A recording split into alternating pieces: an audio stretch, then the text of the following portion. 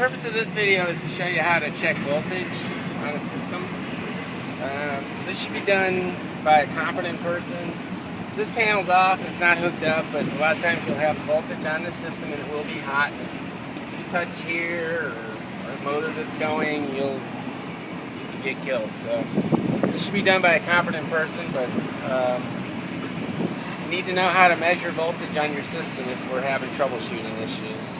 So we need to know how to use a multimeter, and we can put the multimeter on volts AC, so we can measure AC voltage. And we're going to take the two probes, and we're going to want to check 6 different things.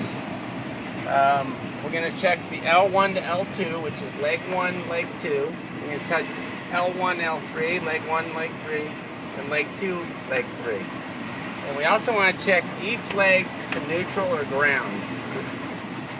So to measure voltage, we would go L1, L2. We would get a reading that would be either 208, 230, 460, depending on what voltage we're running at. We would go L1, L3, L2, L3, L1 to neutral, L2 to neutral, L3 to neutral. If you don't have a neutral, you can do L1 to ground, L2 to ground, L3 to ground. And what we want to do is make sure that our voltage is what we think it is. If it's a 208 volt system, this from L1 to L2 should be around 208 to 210. L1 to L3 should be 208, 210, somewhere in that range.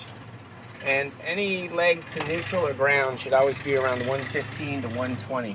It's a 230, 240 system. 230 and 240 are the same too. You'll hear systems called 220, 225, 230, 240. That's all the same thing. The only difference is 208 is different from 230, 240, all that. So there's 2 types of power, 208 and the 230. And again, the 230 could be anything from 220 to 240. And another thing about the 240 is a lot of times it has a high leg. So we would see our L2 to neutral or ground would be somewhere in the range of 200 volts, not 115, 120.